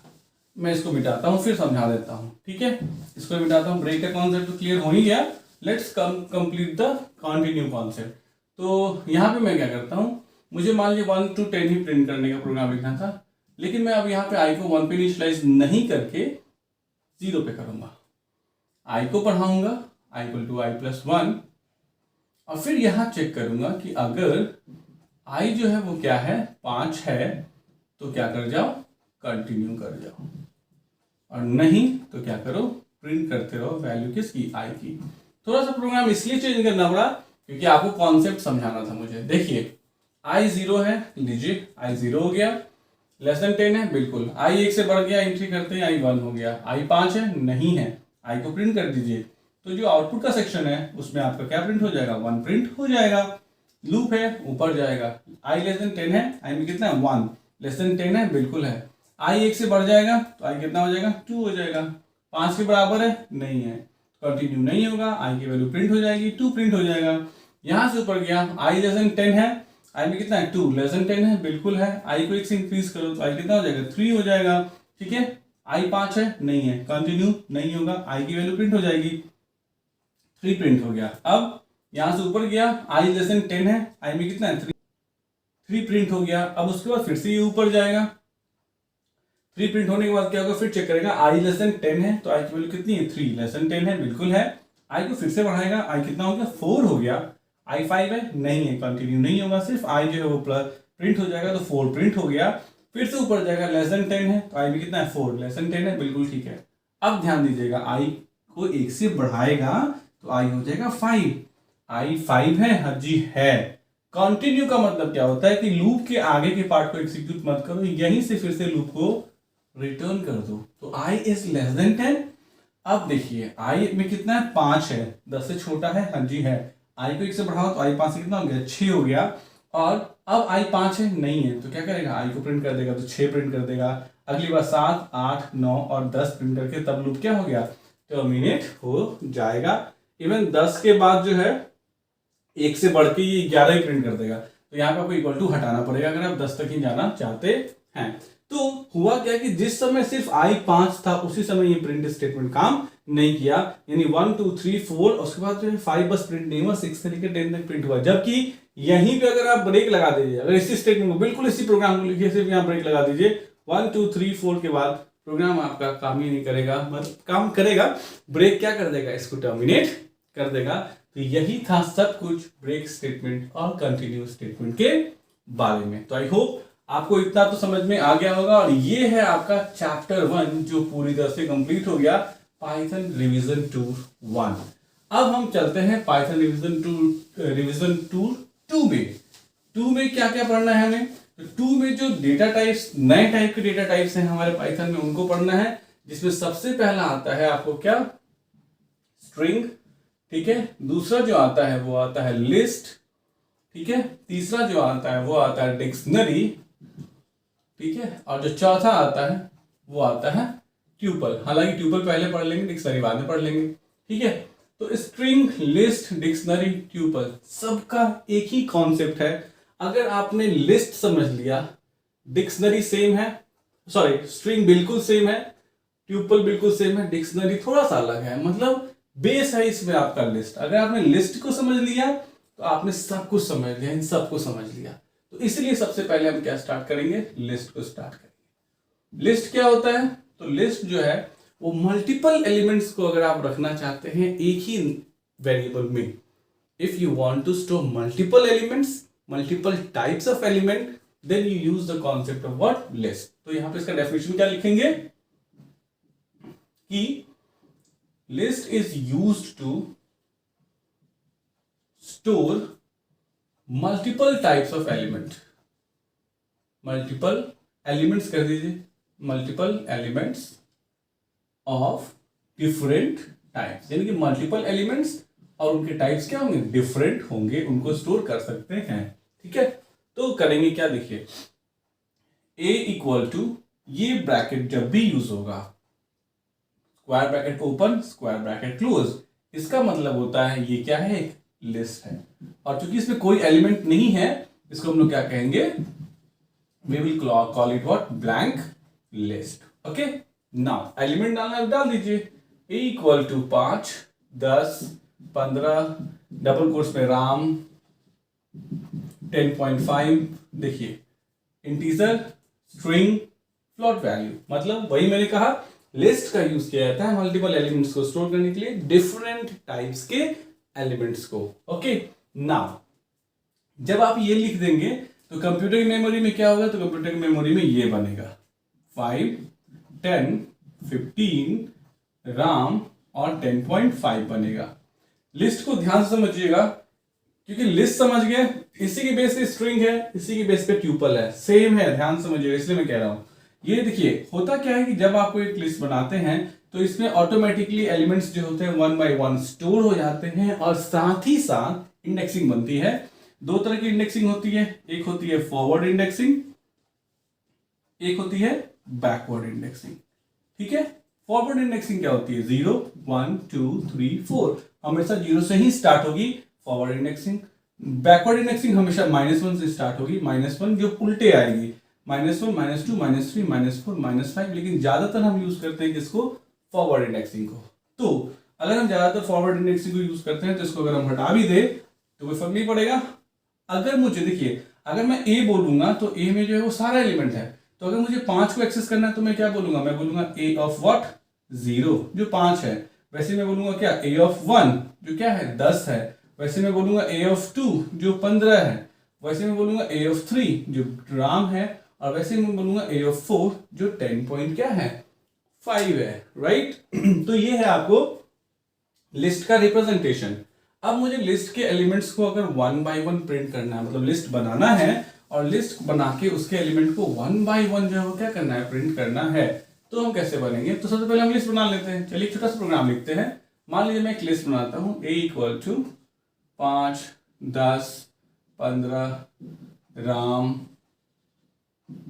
10.5 मान लीजिए, ठीक है। तो जैसे ही आपने ये किया, आपका लिस्ट जो है कंप्यूटर की मेमोरी में कुछ ऐसा बना, जो ये हो गया 5, ये हो गया 10, ये हो गया 15, ये हो गया राम, ठीक है, और ये हो गया 10.5। देखिए अब जैसे मैंने बताया था ये 0 है, ये -1 है, ये 1, 2, 3, 4 है, ये -2, -3, -4 और -5 है। तो जैसे मैंने a ऑफ 0 बोला आपसे, तो a ऑफ 0 जैसे 5 है, वैसे मैं अगर बोलूंगा a ऑफ -5 क्या है, तो a ऑफ -5 भी क्या है 5 है। वैसे अगर मैं बोलूं a ऑफ 1 क्या है तो 10 है, और a ऑफ -4 क्या है तो वो भी क्या है 10 है। a ऑफ 4 क्या है 10.5 है, तो a ऑफ -1 भी क्या है 10.5 है, राइट। तो दोनों यूज कर सकते हैं, लेकिन हम लोग प्रोग्रामिंग में ज्यादातर फॉरवर्ड इंडेक्सिंग को यूज करेंगे, राइट। अब आइए इस एरे को, मतलब एरे कह रहा हूं, इस लिस्ट को बनाने के बाद, इस लिस्ट को बनाने के बाद हम जो है इसको अगर 1 बाय 1 एक्सेस करना चाहते हैं तो कैसे करेंगे, तो दो तरीका है।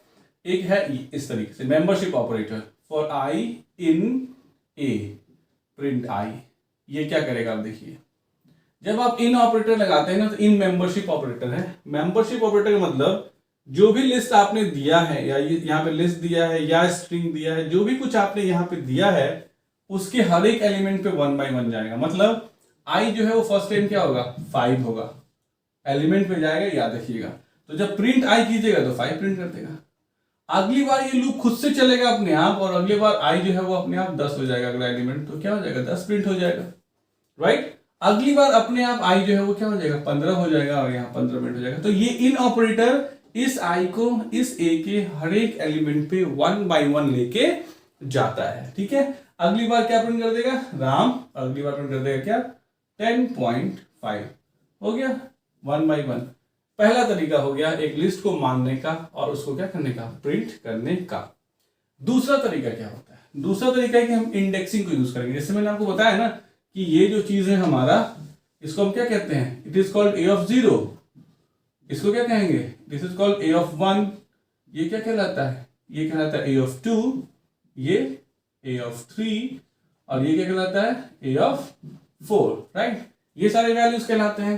अब क्वेश्चन ये है कि मुझे अगर इस तरीके से प्रिंट करना है कि इंडेक्सिंग को मैं दिखाऊं, देखो ये भी आप तरीका यूज कर सकते हो, बिल्कुल कोई दिक्कत नहीं है, लेकिन दूसरा तरीका भी आप जानिए कैसे। तो आप यहां लिखेंगे क्या for I in range. Automatically indexing जो है वो 0 से ही स्टार्ट होगी, लेकिन जो इसकी वैल्यू जाएगी मैं बोलूंगा लेंथ ऑफ ए, यानी कि जो ए का लेंथ है वहां तक जाए।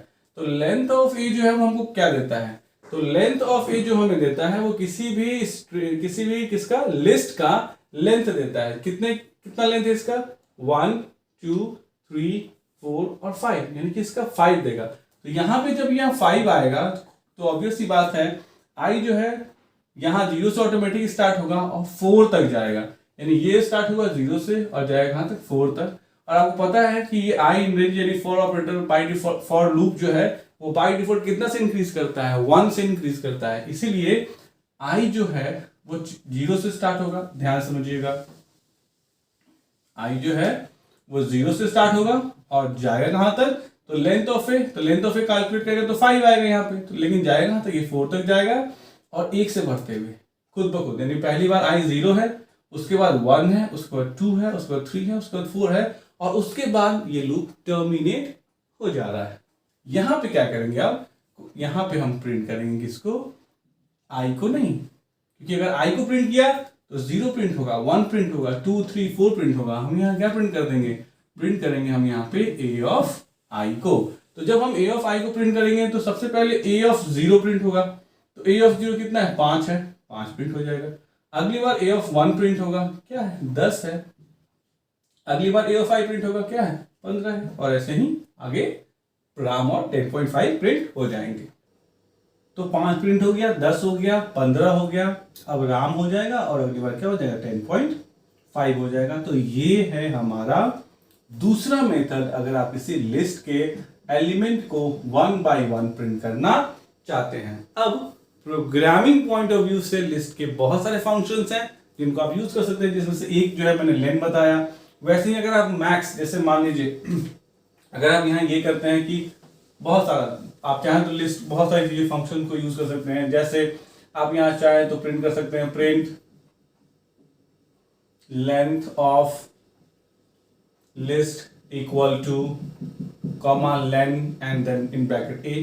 तो ये length of A, len function है जो बिल्ट इन फंक्शन यानी पहले से बना हुआ फंक्शन है, जो लेंथ प्रिंट करेगा किसका ए का, 1 2 3 4 एंड 5 प्रिंट कर देगा। वैसे ही print max number equal to comma max of A. मतलब ये तो अभी काम नहीं करेगा, क्यों, क्योंकि जब हम मैक्स या मिन निकालते हैं तो सारा का सारा इंटीजर होना चाहिए, क्योंकि इंटीजर पे ही मैक्स और मिन निकलेगा, या सारा का सारा जो है वो स्ट्रिंग होना चाहिए। तो सारा का सारा या तो आप यहाँ पे इंटीजर कर दीजिए, या तो सारा का सारा कैरेक्टर कर दीजिए, तो इंटीजर पे ज्यादा समझ में आएगा। तो यहाँ पे अगर मैं यहाँ कर दूं क्या, मान लीजिए 15 20 25 और यहाँ पर मैंने कर दिया 30, ठीक है, नॉर्मल। देखिए बहुत आसान लेके चलिए तो आसान लगेगा। तो अब यहाँ जब मैक्स ऑफ ए प्रिंट कीजिएगा तो 30 प्रिंट कर देगा। वैसे ही यहाँ पे क्या प्रिंट कर दीजिए, प्रिंट मिन नंबर इक्वल टू कॉमा मिन ऑफ व्हाट ए तो ये मिन नंबर प्रिंट कर देगा। ऐसे ही लिस्ट के बहुत सारे फंक्शंस होते हैं, जिन फंक्शंस को आप एक बार देख लेंगे तो ऑटोमेटिक आपको समझ में आ जाएंगे, कोई बड़ी बात नहीं होती है। तो ये होता है लिस्ट का बेसिक्स और लिस्ट के कैसे आप यूज करते हैं। अब एक कॉन्सेप्ट लिस्ट में और आता है, दैट इज कॉल्ड लिस्ट की स्लाइसिंग, जो एग्जामिनेशन पॉइंट ऑफ व्यू से इंपॉर्टेंट है और आपके बोर्ड के प्रोग्राम में, मतलब बोर्ड के क्वेश्चन में वो जरूर आता है। स्लाइसिंग से रिलेटेड एक चीज जरूर आता है, ठीक है। तो देखिए अगर मैं स्लाइसिंग की बात करूं तो स्लाइसिंग का मतलब होता है एक बड़े से लिस्ट से कोई छोटा सा लिस्ट क्या करना, फाइंड आउट करना। इंडेक्सिंग इसमें बहुत मायने रखती है। तो चलिए पहले मैं इंडेक्सिंग बना देता हूं। 5, 10, 15, 20, 25 और क्या 30, 0, 1, 2, 3, 4 और 5, राइट। अब देखिए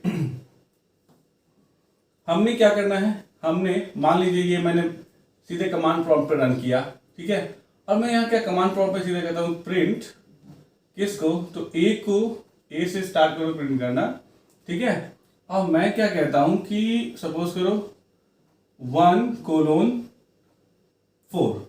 तो इसका मतलब क्या हुआ, इसका मतलब ये हुआ कि ए के लिस्ट से आप स्लाइसिंग कर रहे हैं, फर्स्ट इंडेक्स से स्टार्ट कर रहे हैं स्लाइस करना, और ये है लास्ट इंडेक्सिंग। तो 4 तक नहीं जाता है, 4 से एक पहले तक जाता है, दैट इज 3, यानी कि 10, 15 और 20। इसका जो आउटपुट आएगा वो आएगा 10, 15 और क्या 20। This is called list slicing.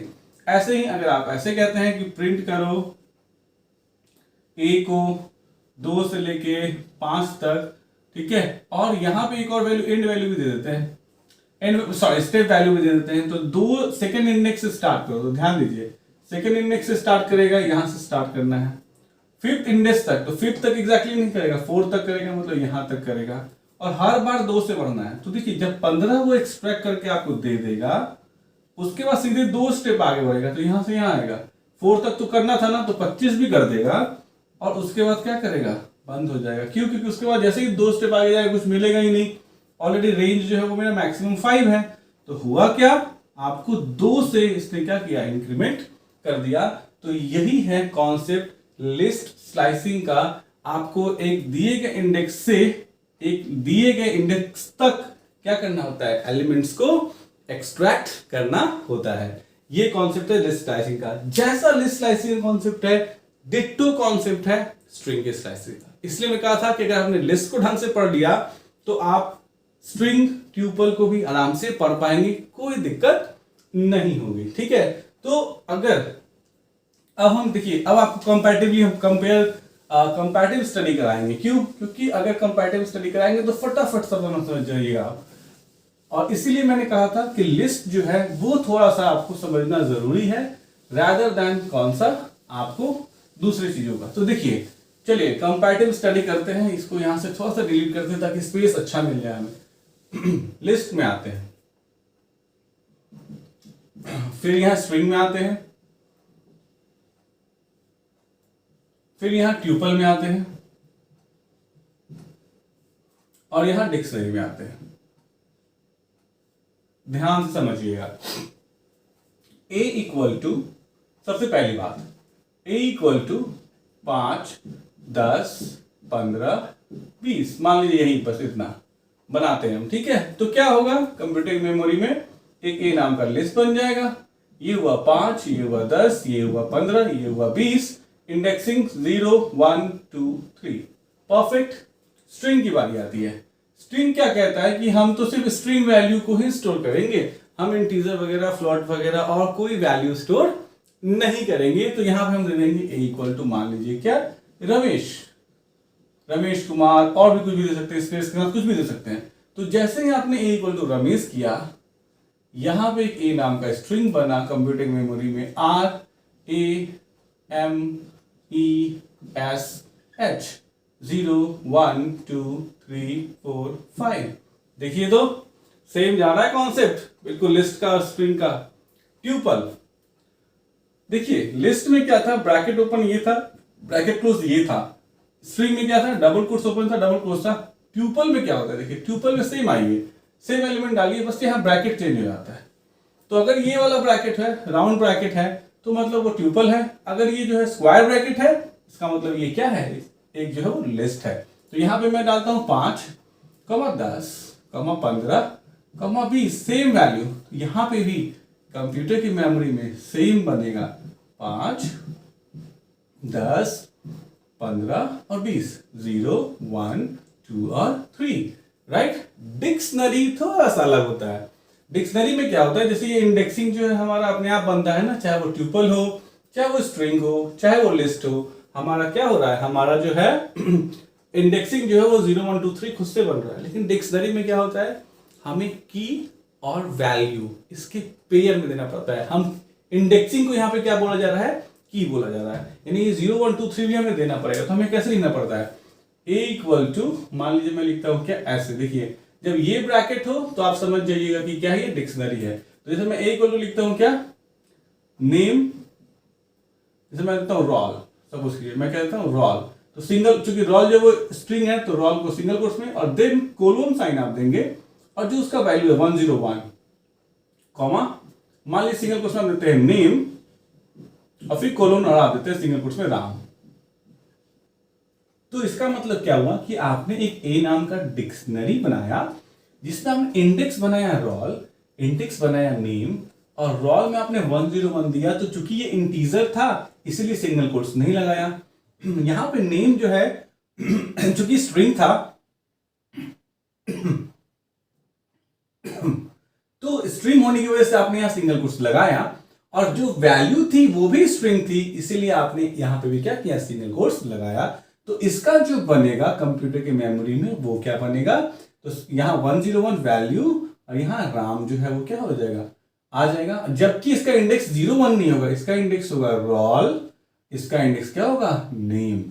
मतलब क्या हुआ कि हमने इंडेक्स भी बनाया और उसके अंदर रखी हुई वैल्यू भी बनाई। तो यही फर्क होता है डिक्शनरी में, कि हम बाकी तीनों में, लिस्ट में, स्ट्रिंग में, ट्यूपल में जो डालते हैं वो डायरेक्ट वैल्यू सिर्फ डालते हैं, जबकि डिक्शनरी में पहले की डालते हैं फिर वैल्यू, पहले की फिर वैल्यू के कॉन्सेप्ट में हम क्या करते हैं, वैल्यूज की एंट्री करते हैं। अब देखिए होना क्या है। अब अगर मैं सेकंड कॉन्सेप्ट आऊं, तो अगर मैं a ऑफ 0 कहता हूं, तो a ऑफ 0 का मतलब किसको रिप्रेजेंट कर रहा हूं, मैं 5 को रिप्रेजेंट कर रहा हूं। अगर मैं a ऑफ 3 बोलता हूं तो मैं 20 को रिप्रेजेंट कर रहा हूं। यहां पे आइए, अगर मैं कहता हूं a ऑफ 0, इसका मतलब मैं r को रिप्रेजेंट कर रहा हूं। मैं कहता हूं a ऑफ 2, ऐसे बाकी सभी मैं एक एग्जांपल दे रहा हूं। तो a ऑफ 2 कहता हूं तो मैं यहां m को रिप्रेजेंट करता हूं। सिमिलरली यहां पे अगर मैं कहता हूं a ऑफ 0, तो यहां 5 को रिप्रेजेंट कर रहा हूं। ये रिप्रेजेंट किसको कर रहा है, 5 को कर रहा है। a ऑफ 2 कह रहे हैं तो किसको रिप्रेजेंट कर रहा है, 15 को रिप्रेजेंट कर रहा है।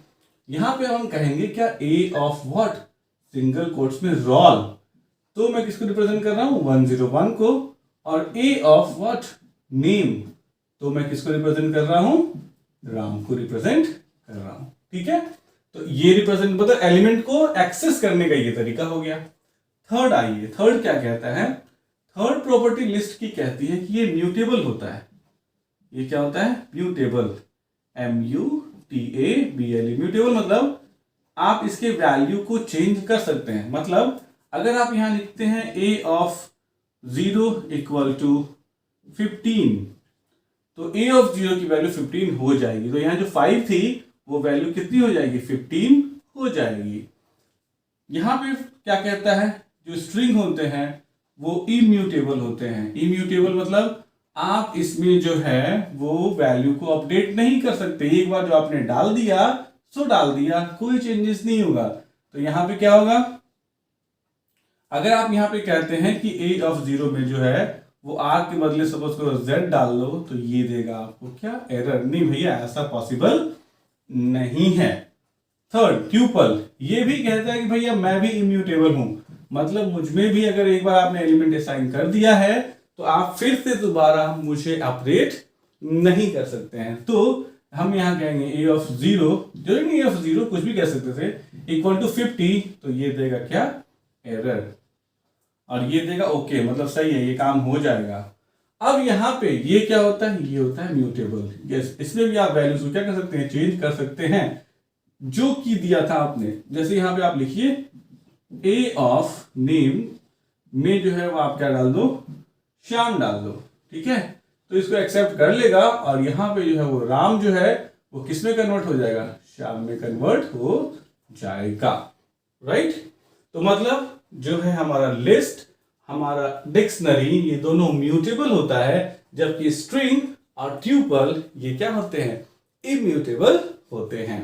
अब आइए नेक्स्ट कॉन्सेप्ट, स्लाइसिंग की बात अगर हम करते हैं तो स्लाइसिंग में बेसिकली डिक्शनरी नहीं आता है, नहीं देते हैं स्लाइसिंग। स्लाइसिंग में जो है वो हम इस तीनों को ही यूज करते हैं। तो अभी जैसे मैंने लिस्ट की स्लाइसिंग बताई, जैसे मैंने कहा मान लीजिए प्रिंट, और मैंने कहा कि ए नाम के लिस्ट से फर्स्ट इंडेक्स से लेके और थर्ड इंडेक्स तक की वैल्यू को निकालिए। तो फर्स्ट से लेके थर्ड तक मतलब एग्जैक्टली ये 3 तो शामिल होता नहीं है, 3 के बदले क्या शामिल हो जाएगा, 2, एक कम तक, तो 1 और 2, तो 1 और 2 से क्या निकलेगा, 10 और 15 निकलेगा। तो इसका आंसर आएगा 10 और 15, राइट। उसके बाद इसमें क्या होता है, आप यहां सेम डालिए, प्रिंट ए 1 और मान लीजिए यहां डालिए 5, कुछ भी डाल सकते हैं आप। तो मतलब फर्स्ट इंडेक्स से लेके फोर्थ इंडेक्स तक को निकालिए। तो फर्स्ट इंडेक्स क्या है, ए है, और फोर्थ इंडेक्स क्या है, एस है। तो ए एम ई एस, यानी जो आपको आउटपुट आएगा वो आएगा ए एम ई और क्या, एस, राइट। अब आइए आते हैं इसमें ट्यूपल में।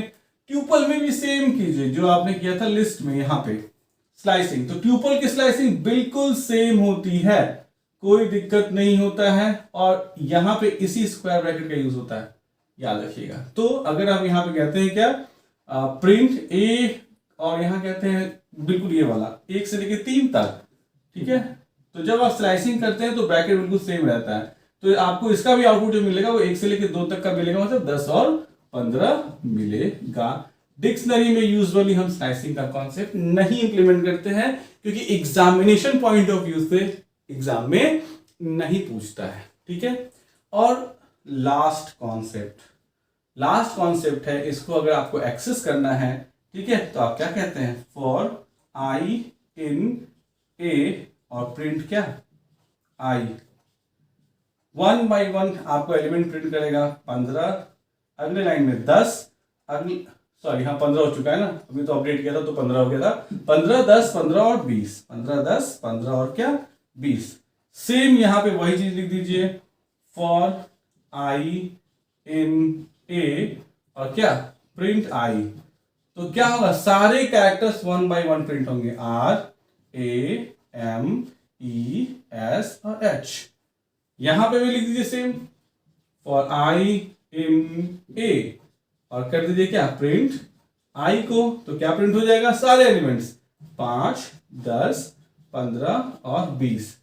यहां पे जब आप आएंगे तो यहां पे आपको ध्यान देने वाली बात यह है कि अगर आपने यहां यूज किया इस कॉन्सेप्ट को, कौन से कॉन्सेप्ट को, तो आपने यूज किया फॉर आई इन ए को, और आप जब यहां प्रिंट करेंगे किसको, आई को, तो याद रखिएगा इस केस में ये लेता है सिर्फ किसको, की को। तो आपका आउटपुट आएगा रोल और नेम। तो आपको ये थोड़ी ना प्रिंट करना है रोल और नेम, आपको क्या कीज प्रिंट करने थे, नहीं इसके वैल्यू प्रिंट करने थे। तो जब आपको वैल्यू प्रिंट करना होता है तो इस केस में, सिर्फ डिक्शनरी केस में, आप फॉर आई इन ए नहीं लगा, प्रिंट आई को नहीं करके आप जो प्रिंट करेंगे वो प्रिंट करेंगे किसको, ए ऑफ आई को, क्योंकि आई जो है वो इंडेक्स को लेता है। तो हम यहाँ पे जैसे आई जो है फर्स्ट टाइम किसको लिया, रोल को, तो जब मैं ए ऑफ आई करूंगा तो ए ऑफ रोल, तो ए ऑफ रोल की वैल्यू ये, अब इस केस में क्या प्रिंट करेगा 101, और अगली बार फिर से ए ऑफ आई, तो आई कित क्या होगा, नेम होगा, तो ये क्या प्रिंट कर देगा, ए ऑफ नेम, यानी कि क्या, श्याम प्रिंट कर देगा। तो मतलब प्रिंट करते समय थोड़ा सा आपको ध्यान देना होता है डिक्शनरी में। ये है एक बहुत ही अच्छा चार्ट जो एक ही बार में आपको हर चीज, मैं थोड़ा सा हट जाता हूं, बच्चे कहते हैं सर हट जाए कीजिए। तो ये देखिए, अगर इस चार्ट को आपने दिमाग में रख लिया तो सारा कॉन्सेप्ट आपका एक ही बार में क्लियर हो जाएगा। इसके बाद बचता है फंक्शंस, मेथड्स, लिस्ट के मेथड्स, कि लिस्ट में कौन कौन से मेथड्स होते हैं और क्या क्या यूज होता है। बहुत सारे मेथड्स जो होते हैं कॉमन होते हैं, लिस्ट के, स्ट्रिंग के, ट्यूपल के, बहुत सारे मेथड्स जो होते हैं वो कॉमन होते हैं। उन सारे लिस्ट को अगर आप पढ़ेंगे तो फिर आपको, मुझे भी बुक देखनी पड़ेगी कि आपके बुक के हिसाब से कौन कौन से लिस्ट के मेथड हैं। बट आई होप कि अगर उन लिस्ट के मेथड्स को आप खुद से एक बार भी पढ़ लेंगे तो आपको बड़े आसानी से वो सारे मेथड समझ में आ जाएंगे जो बेस था जो सबसे ज़्यादा ज़रूरी था, चाहे वो एग्ज़ाम पॉइंट व्यू से हो, चाहे वो आपके कॉन्सेप्ट पॉइंट ऑफ व्यू से हो, मैंने आपको बता दिया। और ये वीडियो बनाने में सच बताऊं बहुत मेहनत हुई है, और मुझे लगता है कि मैंने वीडियो को मैक्सिमम इंफॉर्मेटिव रखने की कोशिश की है। और अगर आपको भी ऐसा लगता है तो प्लीज़ आपको पता है मुझे क्या कहना है। So thanks for watching the video. देखिए विमान भी लड़खड़ा रही है, बोलते बोलते 1.5 घंटे तक लगातार बिना कट के। तो thanks for watching the video. Thanks.